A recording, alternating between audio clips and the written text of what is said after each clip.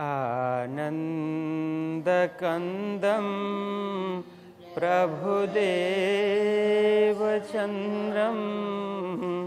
ब्रजेशरूपेण पुरापि जातं प्रविश्य प्राप्तं प्रियप्राणनाथं परेशपूर्णं सततं नमामि। ब्रह्मप्रियाजा गरणाय जात सर्वस्वपाता भवसिन्धुत्राता विज्ञानदाता निजधर्मधाता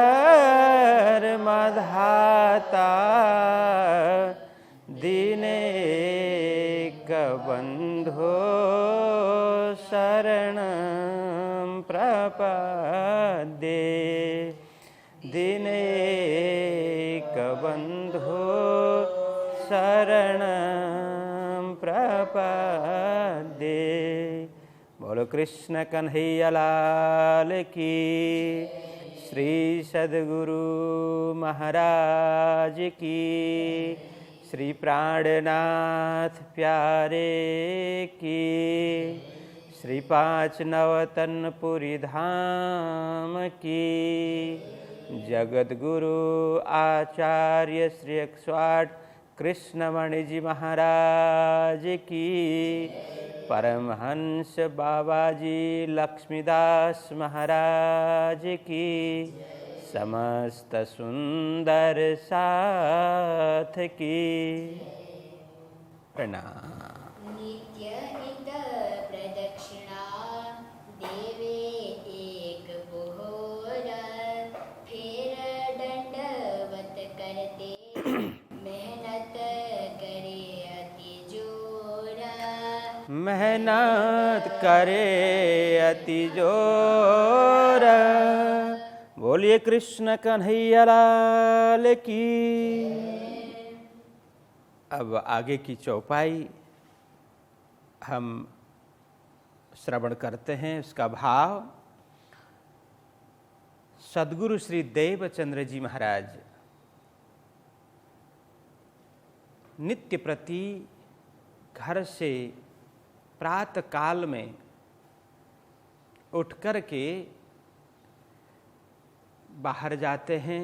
दंत धावन मतलब शौच क्रियादि के लिए घर से बाहर निकलते हैं। जहाँ पानी की सुविधा हो, कुआं हो, तालाब हो, उसके आसपास वहाँ जाकर के नहाना धोना, सब शौच क्रियादि स्नान आदि करके वहाँ से सीधा मंदिर पहुँचते हैं। मंदिर जाकर के एक प्रहर पर्यंत क्या करते हैं? ध्यान, भजन, पूजन, परिक्रमा, प्रदक्षिणा आदि करते हैं। फिर वहाँ दंडवत प्रणाम करते हैं। बड़े लगन से, भावपूर्वक, परिश्रम के साथ में, किसी के लिए कर देने की बात नहीं है। कोई भी कार्य हृदय से करते हैं, भावपूर्वक करते हैं। किसी के लिए कर देना ये अलग बात है। वो मेरे लिए, मेरे आत्म कल्याण के लिए ये भाव रख करके कुछ भी करते हैं तो उसका फल बहुत ही स्वादिष्ट होता है। तो सद्गुरु श्री देवचंद्र जी महाराज नित्य प्रति घर से निकल करके शौच स्नान आदि करके सीधा मंदिर पहुंचना, वहां जाकर के ध्यान करना, प्रदक्षिणा करना, पूजा करना, सेवा करना, ये सारे कार्य करते हैं। बहुत ही लगनता के साथ में, मगनता के साथ में, उसी में निमग्न होकर के करते हैं। मेहनत के साथ में ऊपरा ऊपरी दिखावे के लिए नहीं, कर देने के खातिर नहीं, मेहनत पूर्वक 100% मेहनत करते हैं, परिश्रम करते हैं, अत्यंत परिश्रम करते हैं। अति जोर मतलब अत्यधिक परिश्रम करते हैं। तो आगे आप श्रवण करते हैं, उस देश में साधु संत आवत नाही कोई, जल कसनी देख के इत काहू न आवन हो। अब ये उमरकोट गांव, मारवाड़ प्रदेश ऐसे सूखा प्रदेश माना जाता है। वहाँ पानी का अभाव है, जल का अभाव है।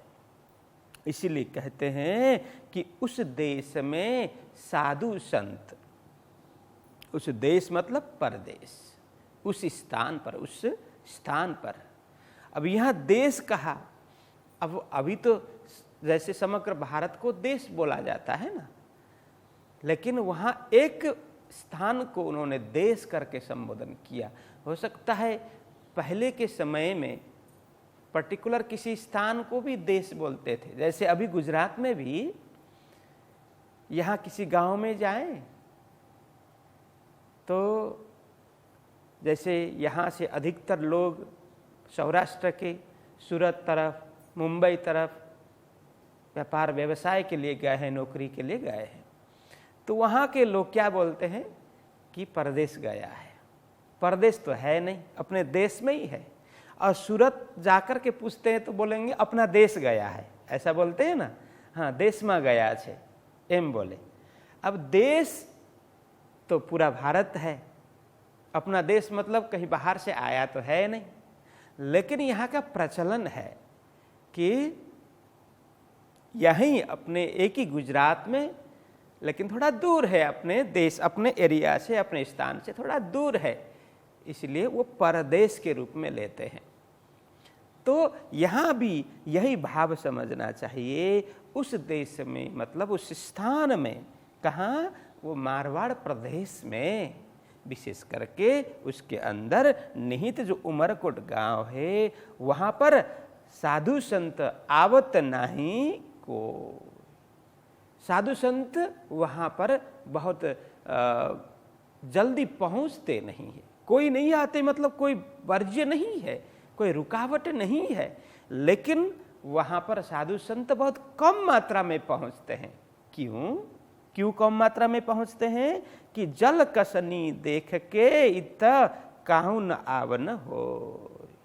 तो वहाँ पानी का अभाव है, जल का अभाव है, और साधु संत सन्यासियों को क्या चाहिए? अधिक पानी चाहिए होता है। उनको क्या करना होता है? प्रातःकाल उठा, फिर शौच आदि किया, फिर स्नान आदि, उनको अच्छी तरह से स्नान करने होते हैं। फिर वो अपराह्न के बाद में भी वो स्नान आदि करते हैं, सायं काल में भी स्नान आदि करते हैं। कहने का तात्पर्य क्या है? उनको पानी अधिक चाहिए, क्योंकि भजन पूजन ध्यान इत्यादि संध्या वंदना आदि करनी होती है। तो उसमें शरीर को स्वच्छ रख करके बार बार हाथ धोना, बार बार पैर धोना, कभी भी पेशाब गए, लघु शौच गए या दीर्घ शौच, लघु शंका गए या दीर्घ शंका, कहीं भी कहे तो पानी तो अति आवश्यक है।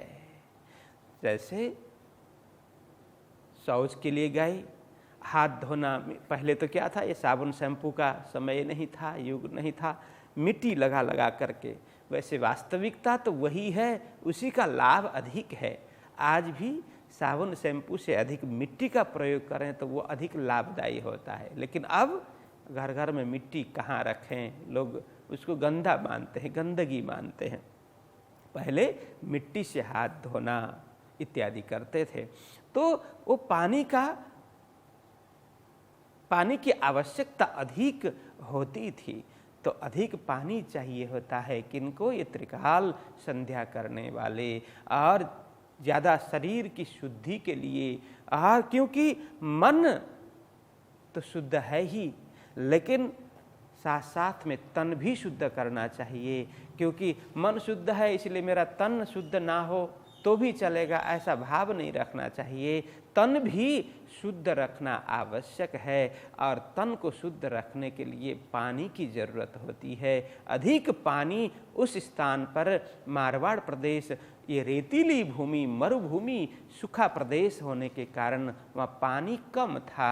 इसीलिए पानी के अभाव के कारण वहाँ रुकने के लिए कुछ दिन जैसे चतुर्मास इत्यादि करने के लिए साधु सन्यासी अलग अलग स्थान में जाया करते हैं। वहाँ पर पहुँचना कठिन था, वहाँ पर उनकी व्यवस्था कठिन थी, इसीलिए वहाँ पर साधु संत जल्दी पहुँचते नहीं थे। तो जल कसनी देख के इत काहो न आवन होए, किसी का वहाँ पर जाना होता नहीं था। मतलब बहुत कम मात्रा में लोग वहाँ पहुँचते थे, साधु संत सन्यासी आदि।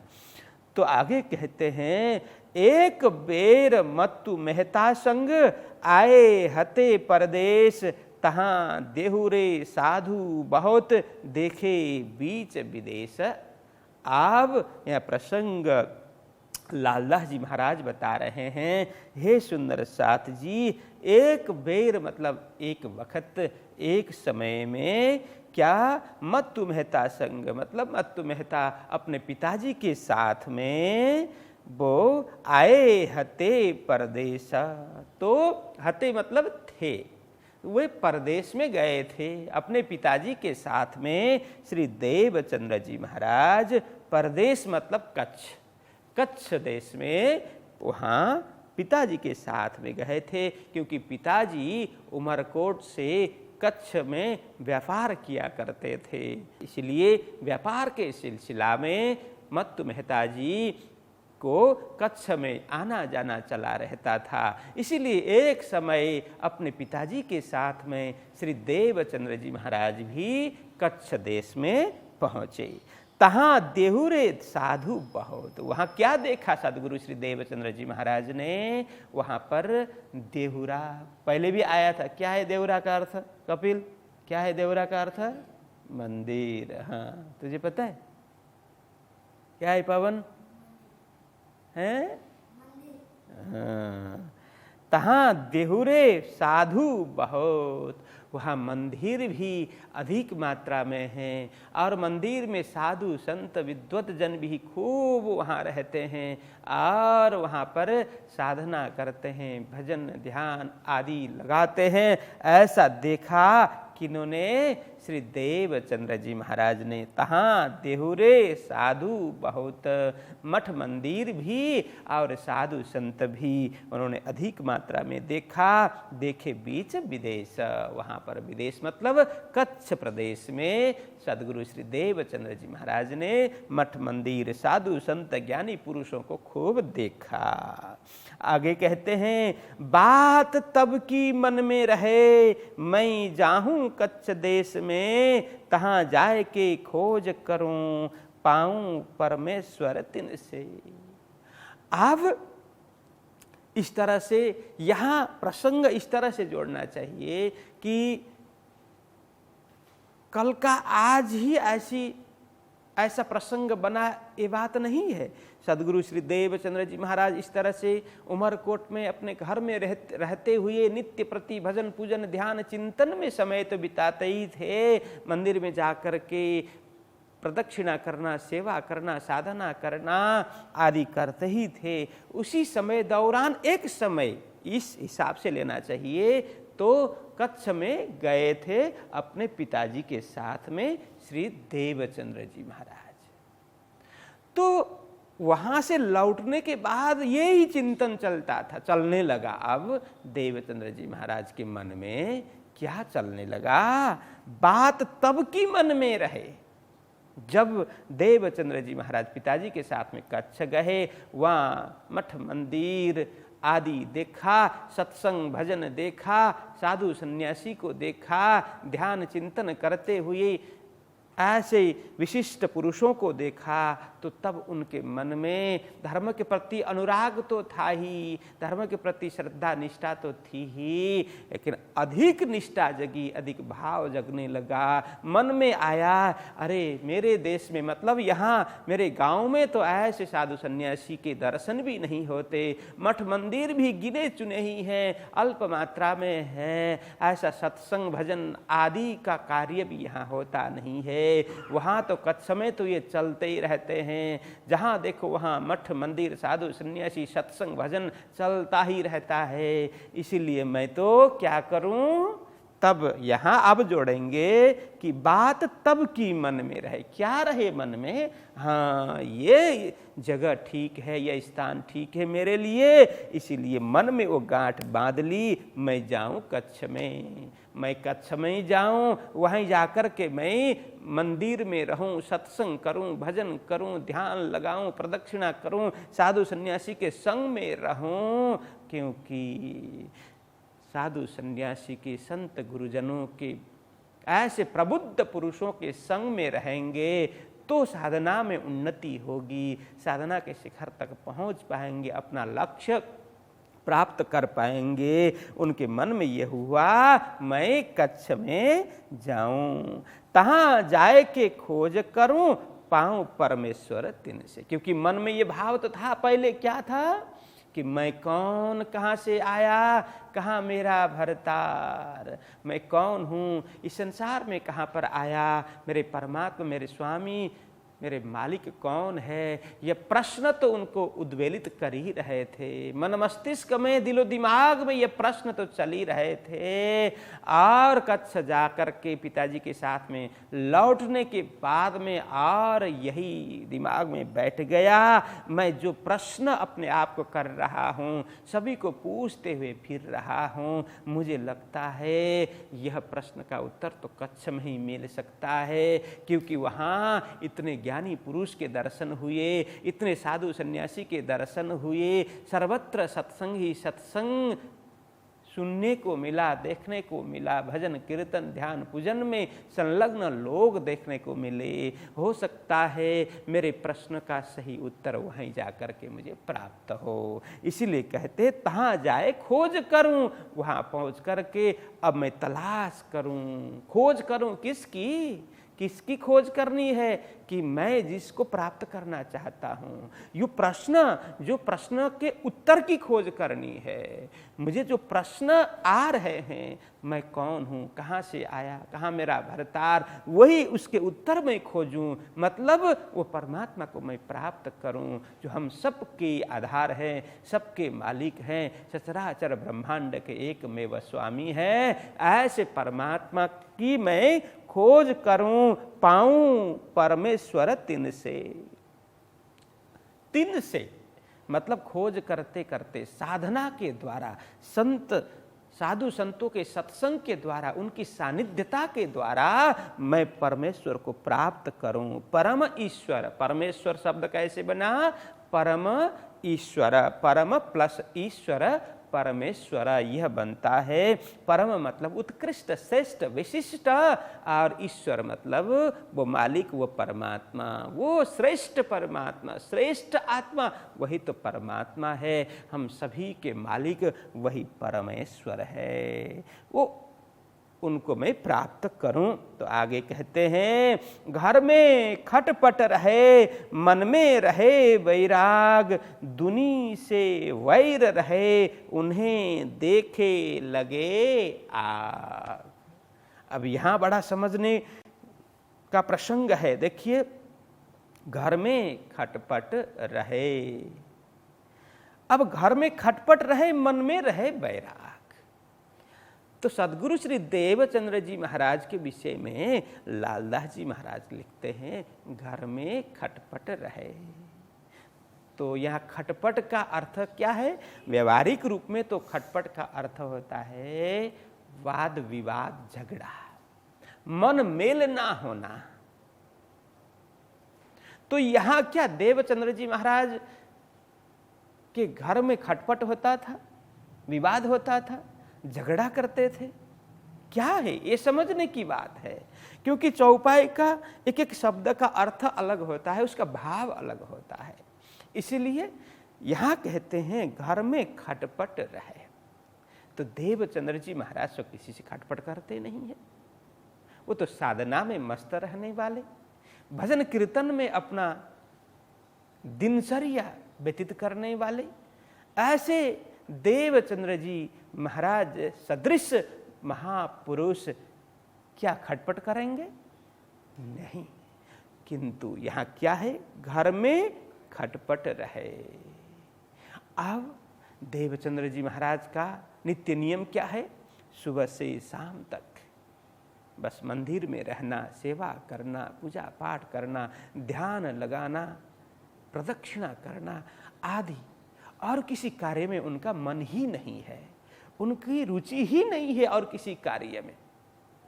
और घर का वातावरण भी बड़ा अच्छा है, क्योंकि पहले ही प्रसंग हम अनेक बीतकों में श्रवण करते हैं। घर में भी श्री कृष्ण का मंदिर था, कृष्ण की मूर्ति थी, माता पिता बड़े कृष्ण भक्त थे, वैष्णव थे, और वो घर का माहौल था, वो भक्त थे। तो माता पिता भी भक्त हैं और देवचंद्र जी महाराज भी साधना में रत रहते हैं। तो खटपट क्यों होने लगा भाई? घर में खटपट क्यों होता है? तो घर में खटपट रहे मतलब क्या है? देखो, कितना भी हम भजन करें, भक्ति करें, ध्यान करें, दान पुण्य करें, गृहस्थ जीवन में क्या होता है कि अपना पुत्र भी भजन भक्ति करे, यह सोचते हैं, धार्मिक बने, यह भी सोचते हैं।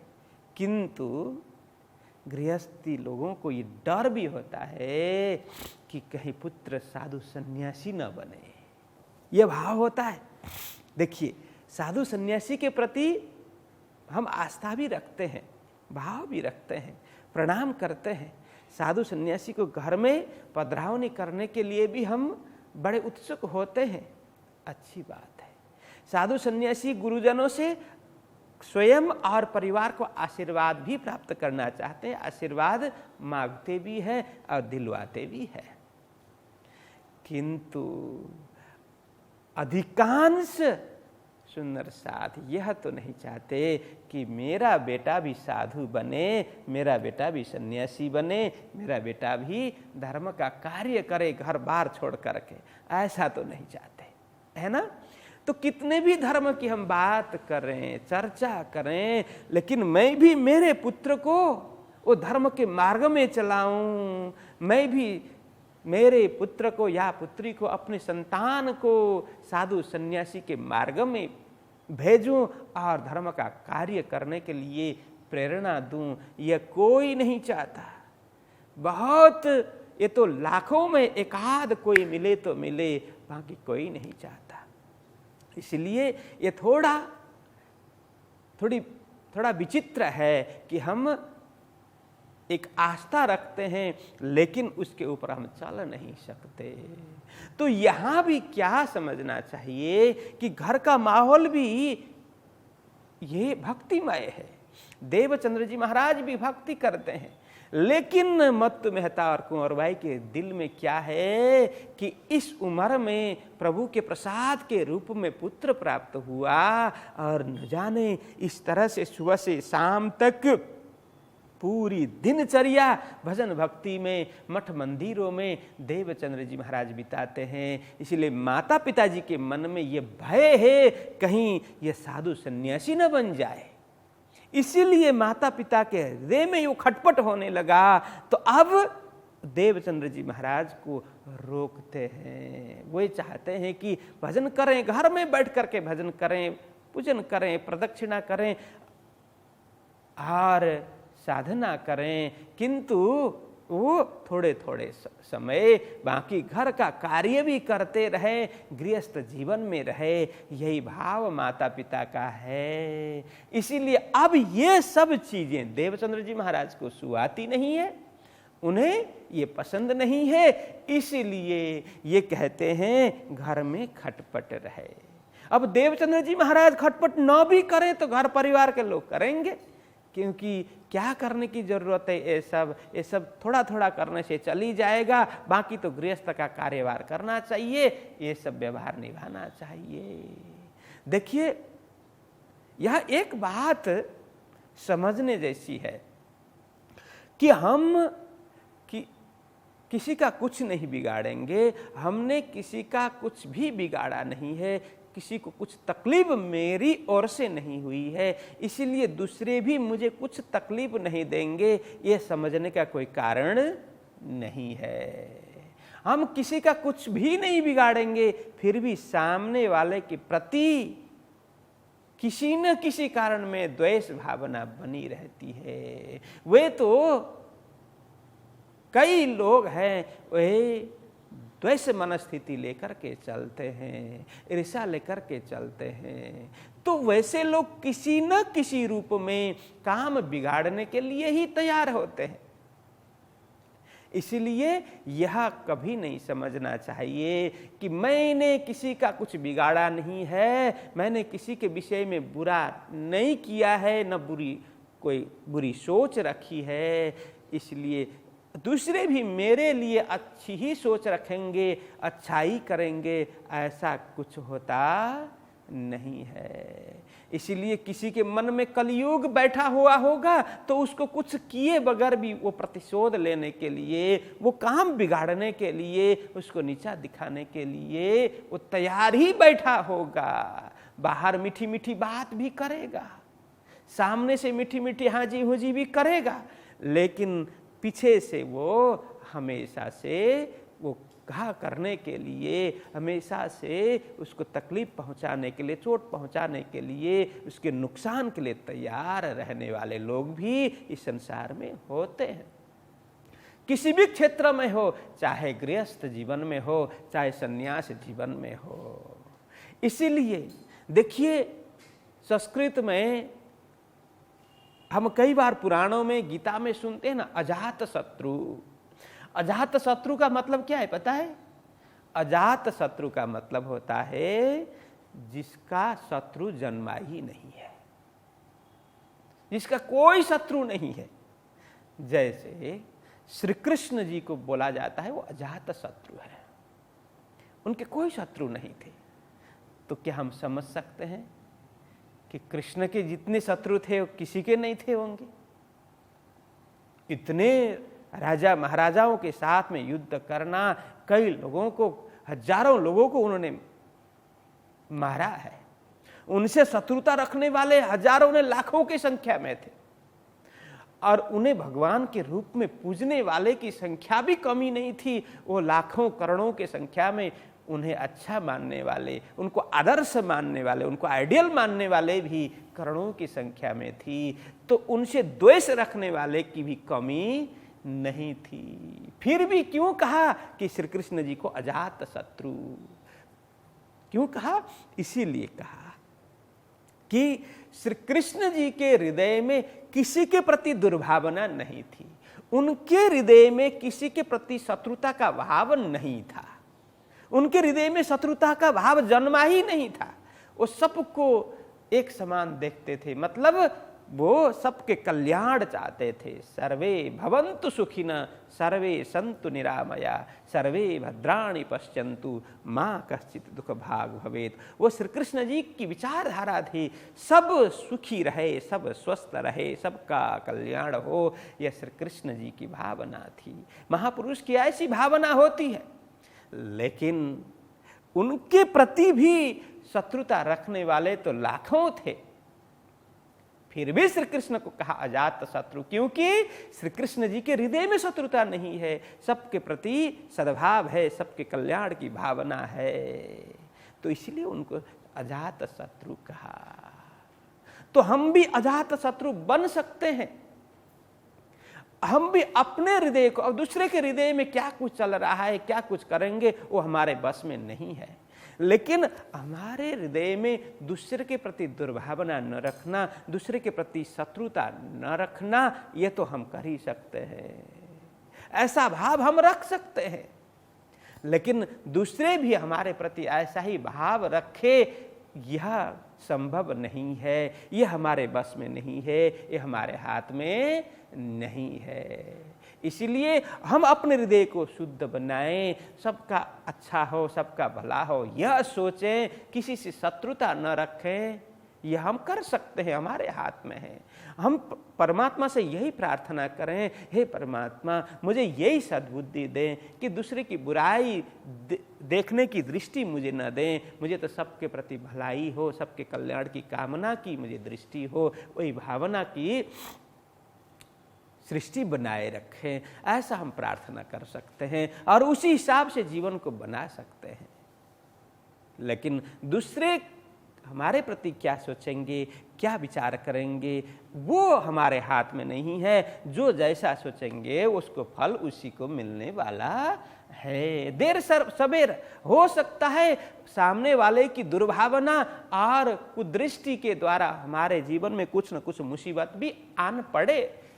होता ये संसार में, क्योंकि किसी को ऊपर चढ़ना है संसार में तो किसी के माथे पर सिर रख कर के चढ़ते हैं। यही संसार का रीत है, यही संसार का नियम है। लेकिन ऐसा जो नहीं करते, जैसे बोलते हैं ना, मुख में राम राम बगल में छुरा, ऐसे करने वाले लोगों की कमी नहीं है। लेकिन हम परमात्मा से प्रार्थना करें, ऐसा जीवन हमें न दें, हमारे लिए तो ऐसा जीवन दें कि सबका हम अच्छा ही चाहें, सबकी भलाई चाहें, सबका कल्याण चाहें। यह भाव हमें रखना चाहिए। तो यह बात हो रही थी क्या कि घर में खटपट रहे। तो अजात शत्रु मैंने इसलिए जोड़ा कि श्री कृष्ण जी के हृदय में किसी के प्रति शत्रुता नहीं थी, लेकिन उनके प्रति शत्रुता रखने वाले भी लाखों की संख्या में थे। इसी तरह से सद्गुरु श्री देवचंद्र जी महाराज के हृदय में तो कोई खटपट नहीं है, कोई दुर्भावना नहीं है, किसी के प्रति बुराई नहीं है। वो खटपट नहीं करेंगे, साधना में अपना समय व्यतीत करेंगे। लेकिन उनकी साधना से, उनकी दिनचर्या से, उनकी भजन भक्ति से, उनके द्वारा होने दान पुण्य के कार्य से दूसरे को तकलीफ होती है। यह भाव है कि घर में खटपट रहे। अब माता पिता के हृदय में खटपट होने लगा कि अरे देवचंद्र जी कहीं साधु सन्यासी न बन जाए, हमें वृद्धावस्था में मिला पुत्र कहीं फिर घर से न निकल जाए, साधु सन्यासी होकर के फिर हमें अकेला ना छोड़ दें। यह माता पिता के मन में होने लगा। लेकिन यह सब देवचंद्र जी महाराज को कुछ सुहाता नहीं है। वे तो अपना कार्य करते रहते हैं, मन में रहे बैराग। अब जिसको संसारी लोगों को जिसके प्रति अनुराग है, देवचंद्र जी महाराज को उसके प्रति बैराग है। अनुराग मतलब उसके प्रति आकर्षण होना, प्रेम होना। संसारी लोगों को किसके प्रति प्रेम होता है? संसार के प्रति ही प्रेम होता है, सांसारिक वस्तु के प्रति प्रेम होता है, धन संपत्ति मान सम्मान इत्यादि के प्रति प्रेम होता है। लेकिन जो महापुरुष होते हैं, दिव्य पुरुष होते हैं, उन्हें ये सब में वैराग उत्पन्न होगा। वे तो उनका अनुराग किनके प्रति होगा? उनके अनुराग तो परमात्मा के प्रति, उनके अनुराग तो आत्मा के प्रति, उनके अनुराग तो साधना के प्रति, ध्यान के प्रति, भजन पूजन प्रदक्षिणा के प्रति देवचंद्र जी महाराज का अनुराग है। संसार के प्रति वैराग देवचंद्र जी महाराज के मन में है। दुनि से वैर रहे। तो यहाँ वैर मतलब विरक्त, दुनि से मतलब दुनि से मतलब दुनिया से, संसार से, सांसारिक क्रियाओं से देवचंद्र जी महाराज को विरक्त है, वैराग्य है। यह वैर मत दुश्मनी के भाव नहीं है, किसी के प्रति वे दुश्मनी रखते नहीं है, लेकिन उसमें अनुराग नहीं है, वैराग है। जैसे महामती श्री प्राणनाथ जी महाराज भी जब सद्गुरु श्री देवचंद्र जी महाराज के चरणों में आते थे, सत्संग श्रवण करने के लिए घर से यहाँ पर नौतनपुरी धाम में आते थे तो क्या करते थे कि मार्ग में कोई दोस्त वगैरह, कोई सगे संबंधी वगैरह न मिले और सांसारिक वार्तालाप बातचीत वगैरह न हो, इसके लिए उनकी नज़र बचा करके चलते थे। जैसे कोई सामने से आ रहा है, उन्होंने दूर से देखा कि यह सांसारिक प्रपंच की बात करने वाला आदमी है, तो उससे नज़र बचा करके फिर दूसरे रास्ता नाप लेते थे, दूसरी ओर से निकल जाते थे। इसका मतलब उसके प्रति बैर भावना नहीं है, लेकिन ऐसे लोगों के साथ में मिलना जुलना एक किसी भी रूप से फायदाजनक नहीं है। इससे हमें भी क्या समझना चाहिए, कोई भी किसी के प्रति भी दुर्भावना रखने वाला व्यक्ति हो, उससे हमेशा दूरी बनाए रखनी चाहिए। उसके प्रति दुर्भावना रखने की जरूरत नहीं है, लेकिन उसके साथ अवश्य में वह दूरी बनानी चाहिए। उसके साथ मेल जोल करना, बातचीत करना। हम भी कई लोगों से मिलते हैं ना, तो स्वभाव पता चल जाता है। कोई मिलते हैं तो हमेशा सकारात्मक बात करेंगे, पॉजिटिव बात करेंगे, पॉजिटिव थिंकिंग रखेंगे, और कोई हमेशा दूसरे की निंदा करना, दूसरे की चुगली करना, दूसरे को नीचा बताना, दूसरे को उठा पटक करना, यही बात करते हैं।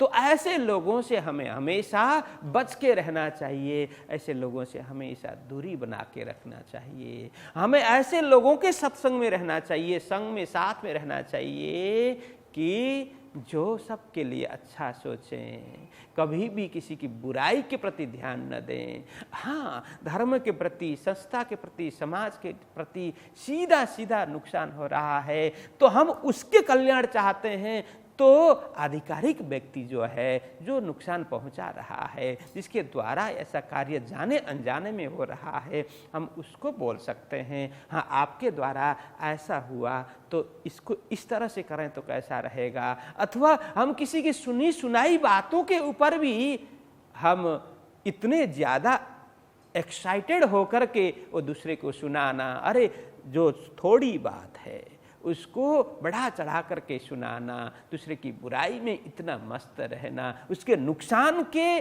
भाव से हम अधिकतर लोग क्या करते हैं कि निंदा करते हैं, चुगली करते हैं, किसी की बात सुनाते हैं तो इस तरह से सुनाते हैं कि हम सचमुच उसके हितैषी है, लेकिन होते नहीं है। हम चाहते हैं उसकी बुराई हो, उसका नुकसान हो, इस तरह से लोग सुनाते हैं, इस तरह से लोग बात करते हैं। ऐसी आदत नहीं रखनी चाहिए, इससे जीवन बर्बाद हो जाता है। जो सोचता है उसका भी नुकसान है और जिसके प्रति सोचता है उसका भी नुकसान है। इसलिए ऐसा कार्य कभी नहीं करना चाहिए।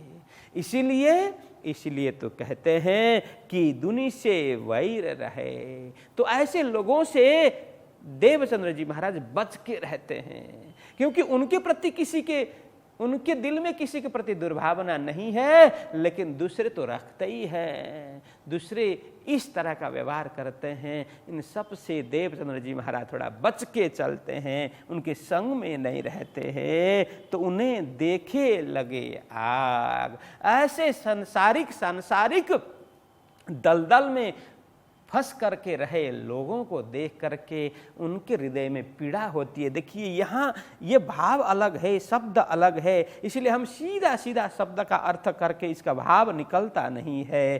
तो यहाँ कहते हैं कि उन्हें देखे लगे आग। अब सद्गुरु महाराज ऐसे पवित्र आत्मा के हृदय में किसी के प्रति आग नहीं होती, मतलब यहाँ मतलब आग मतलब ईर्ष्या, द्वेष, उनके प्रति खराबी। सीधा बोले तो इसका भाव ये होगा कि वो तो आग में जल रहा है, ईर्ष्या की आग में जल रहा है, क्रोध के आग में जल रहा है, उसको देख करके उसके हृदय में आग जल जाती है। ये हम व्यवहार में प्रयोग करते हैं, लेकिन लालदास जी महाराज ने यह शब्द प्रयोग किया, उन्हें देखे लगे आग। तो इसमें यह भाव समझना चाहिए कि देवचंद्र जी महाराज के हृदय में कोई खटपट नहीं है, खटपट दूसरे करते हैं।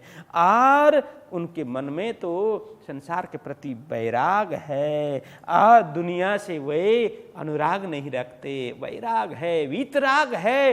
देखिए, वैराग का मतलब दुश्मनी है ही नहीं, बस अपने काम में मस्त रहें और दुनिया अपने आप उनसे दूर हो जाएंगे। दुनिया के प्रति कोई आकर्षण नहीं है, दुनिया के प्रति अनुराग नहीं है, न सांसारिक कार्य के प्रति, न सांसारिक लोगों के प्रति। यह सांसारिक लोग कहने का मतलब क्या है?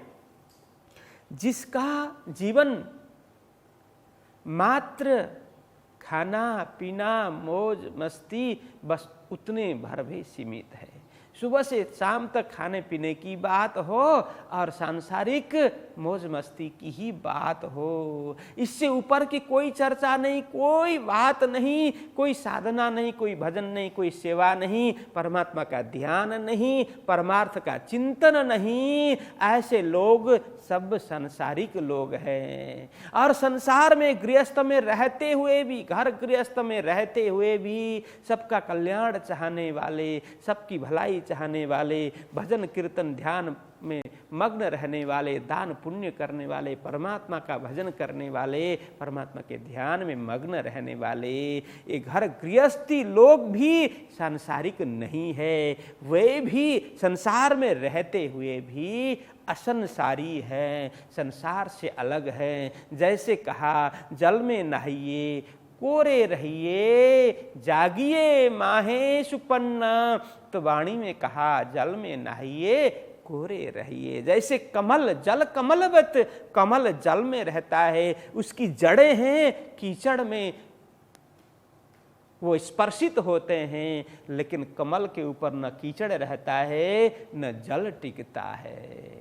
तो उसी तरह से सांसारिक संसार में रह कर के भी ऐसा जीवन बना सकते हैं। संसार में तो रहना ही है, लेकिन यहाँ रहते हुए भी उसी तरह से कीचड़ को कमल में, जैसे कीचड़ कमल को स्पर्श नहीं कर सकता, वैसे शुद्ध हृदय के लोग हैं, सद्भाव रखने वाले लोग हैं, सद्गुणी लोग हैं, सच्चरित्र के लोग हैं। ऐसे लोगों के ऊपर संसार का रंग चढ़ता नहीं है, चाहे वो साधु सन्यासी हो, चाहे वो गृहस्थ जीवन में रहता हो। उसके हृदय में सांसारिक ये सब कामनाएं, वासनाएं, सांसारिक लोभ लालच उनको कुछ आकर्षण नहीं कर सकता।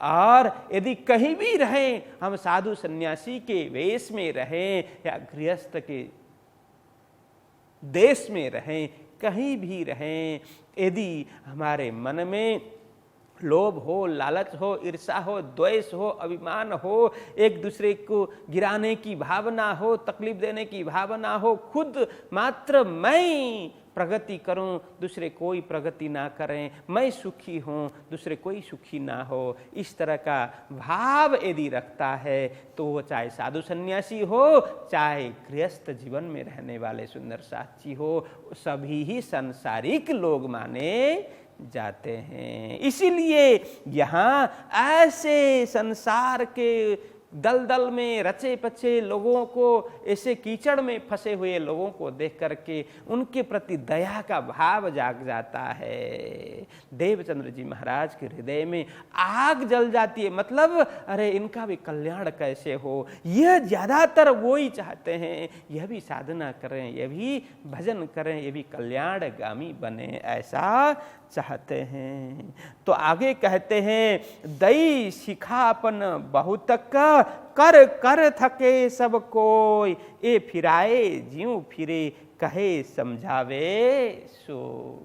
अब यहाँ कहते हैं दई शिखापन बहुतक।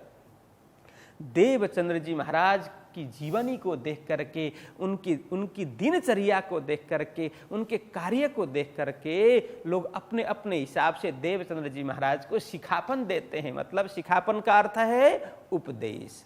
देवचंद्र जी महाराज को समझाते हैं, उपदेश देते हैं। दई शिखापन बहुत ने यह किया, बहुत ने प्रयत्न किया, बहुत लोगों ने, बहुत तक मतलब बहुत लोगों ने प्रयत्न किया। क्या करने के लिए? शिखापन देने के लिए, उपदेश देने के लिए। क्योंकि अपने अपने ढंग से उपदेश देने वाले बहुत मिलते हैं, लेकिन सही में मार्गदर्शन करने वाले बहुत कम मिलते हैं। किसी के जीवन में भी कुछ भी घटना घटे तो उपदेश देने वाले की संख्या लाखों हो जाती है, हजारों हो जाती है, लेकिन वो तत्वतः वास्तविक सच्चा मार्गदर्शक बहुत कम होता है। हृदय से किसी की भलाई चाहना, हृदय से हाँ इसको ये करें तो यह आदमी सुखी हो सकता है, उसके सुख के लिए, उसके कल्याण के लिए, उसकी भलाई के लिए, उसकी प्रगति के लिए सोचने वाले तो बहुत कम होते हैं। तो यहाँ भी दई शिखापन बहुत लोगों ने शिखापन दिया, उपदेश दिया, किंतु कर कर थके सब कोई उपदेश दे दे करके थक गए। देवचंद्र जी महाराज को बोलते हैं, अरे ये भजन करने की जरूरत नहीं है, ये पूजन करने की जरूरत नहीं है, मंदिर जाने की जरूरत नहीं है, प्रदक्षिणा करने की जरूरत नहीं है, दान पुण्य करने की जरूरत नहीं है। अपने अपने हिसाब से, और करना भी है तो घर में बैठ करके करो, ये सब करने की क्या आवश्यकता है, ये सब बोल बोल करके समझाते हैं। लेकिन देवचंद्र जी महाराज हैं कि मानते नहीं हैं। जो हृदय का भाव है उसी हिसाब से देवचंद्र जी महाराज कार्य करते हैं। लोग उनको समझा करके थक गए। तो ये फिराए ज्यों फिरे, ये मतलब देवचंद्र जी महाराज फिराए तो जिस तरह से लौटे, किससे? ये तो घर परिवार संसार से वैराग्य ले रहे हैं, उनका भाव यह वैराग्य भाव हो गया है। उनको कोई आकर्षण नहीं है, कोई भी संसार में रुचि नहीं है।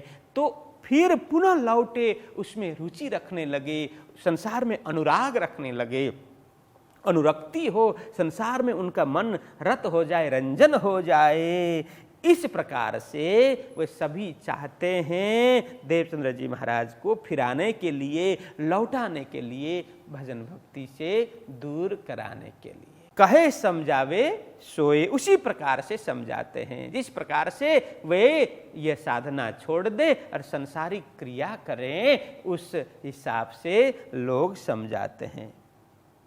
अब आगे लालदास जी महाराज कहते हैं, इस प्रकार से चल ही रहा था।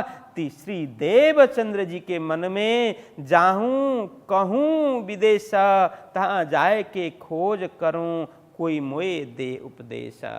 तो पहले ही पिताजी के साथ में जब से विदेश जाकर के आए, मतलब कच्छ देश जाकर के लौटे, उसी समय से मन में यह भाव जगा था कि मैं उसी स्थान में जाऊं, वहां जाकर के साधना करूं, भजन भक्ति करूं, साधु संत को रिझाऊं, उनका साथ संगत सत्संग प्राप्त करूं, ये मन में भाव था ही। अब अधिक उसमें तीव्रता आने लग गया, इस भाव में तीव्रता आ गई और अधिक उनको यह हुआ कि मैं जल्दी से जल्दी जाऊं, कहीं विदेश चला जाऊं, कहीं दूर घर छोड़ करके, ये गांव छोड़ करके दूर जाऊं तो कोई पहचानेंगे नहीं, तो ये खटपटी नहीं होगा, ये घर में रहूंगा तो माता पिता को चिंता। दूसरे भी आकर के समझाते हैं अपने अपने हिसाब से, कहीं अपरिचित स्थान में जाऊं और अपना कार्य करूं, मस्ती से भजन पूजन साधना में अपना दिन बिताऊं, यह मन में उनको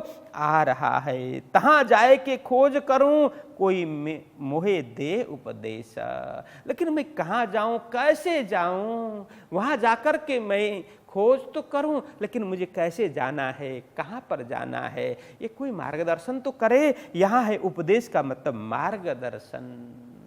और कहें कोई मोहे दे उपदेश, मैं कहाँ जाऊं, किस प्रकार से जाऊं, किसके साथ में जाऊं, तो किस प्रकार साधना करूं, ये मैं कोई मुझे मार्गदर्शन करे, कोई मुझे बता दें, ऐसा वे मन में भाव रख रहे हैं। ये लालदास जी महाराज सदगुरु श्री देवचंद्र जी महाराज की भावना को समझ करके यहाँ शब्द दे रहे हैं, व्याख्या कर रहे हैं। तो पूछत फिरे सब ठौरों, कोई मुझे बतावे रा, या समय राजा उमरकोट का, ताको बजीर जाए ताह।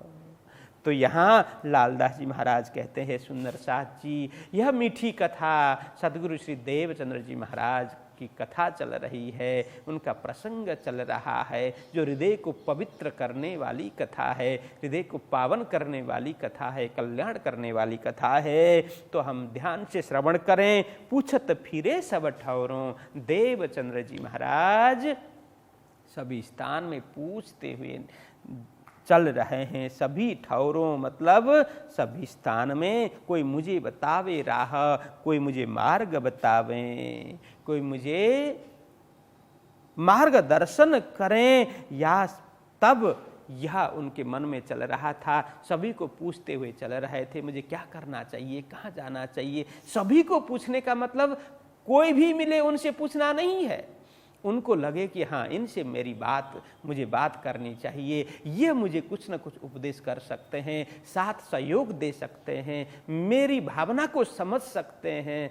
ऐसा जब जिसके प्रति सदगुरु श्री देवचंद्र जी महाराज को लगता था, उनको जाकर के पूछते थे। यहाँ सबको पूछ कर के चलना मतलब चलने का अर्थ ये नहीं कि मार्ग में कोई भी मिले तो उनको अपनी कथा व्यथा सुनाते हुए चले, ऐसा नहीं है। तो हमें भी यह देखिए, एक एक पद में, एक एक चौपाई में हमारा जीवन कैसा होना चाहिए, हमारी सोच कैसी होनी चाहिए, तो हमारी समझ कैसी होनी चाहिए, व्यवहार कैसा होना चाहिए, इस विषय में उपदेश है।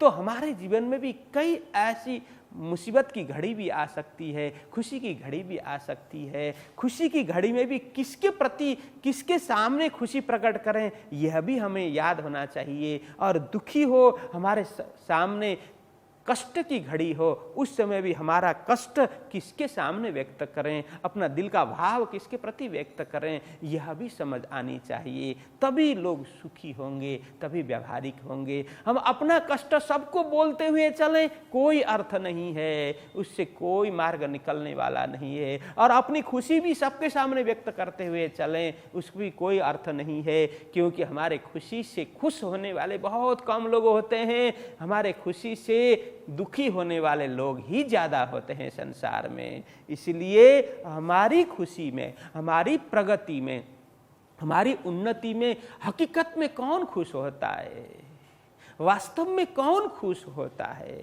यह हमें समझना चाहिए और उनके साथ में खुशी व्यक्त करनी चाहिए। बाकी तो हमारे खुशी में बाहर से हाँ हाँ अच्छा अच्छा बोल देने वाले बहुत होंगे, अंदर से इसका तो बुरा होना चाहिए था, लेकिन इसका अच्छा कैसे हुआ, हम इसको बुरा करने के लिए कुछ भी करेंगे, अंदर अंदर ये सोचने वाले की संख्या ज़्यादा होती है।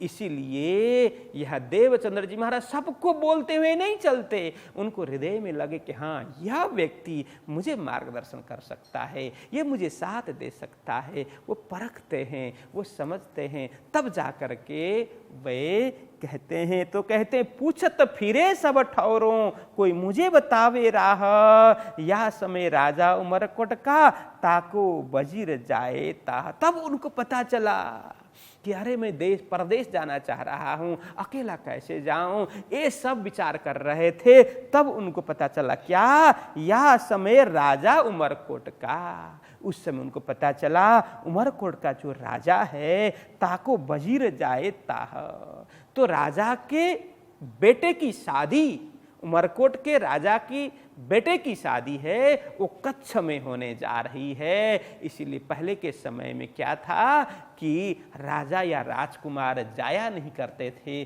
किसी सुरक्षा के कारण से हो सकता है, किसी भी रीत रिवाज हो, वो राजा या राजकुमार शादी में जाता नहीं था। और उसके प्रतीक के स्वरूप में एक खांडा मतलब एक तलवार को ले जाते थे और उसके साथ में विधि करके वहाँ से राजकुमारी अथवा वो विवाह करके ले आते थे और इधर ही ला करके पूरी विधि पूर्वक, विधान पूर्वक सब शादी करते थे, विवाह करते थे।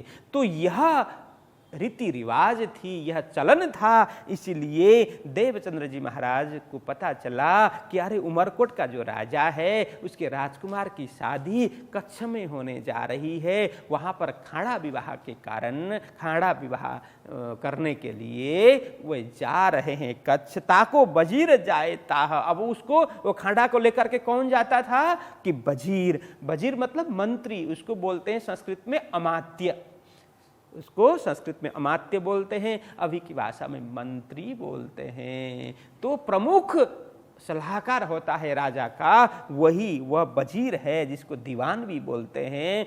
तो वो खाड़ा लेकर के राजकुमार के प्रतीक के रूप में वो वजीर जाता था। ताको वजीर जाए ताह। वहाँ पर, कहाँ पर, कच्छ वो वजीर खाड़ा को लेकर के, मतलब राजकुमार की शादी में वो खाड़ा को लेकर के वो कौन वजीर जाने वाला है। ऐसा समाचार श्री देवचंद्र जी महाराज को मिला। बोलो कृष्ण कन्हैया लाल की। तो आज यहीं रखते हैं, तो कल फिर आगे बढ़ते हैं। बोलो कृष्ण कन्हैया लाल की।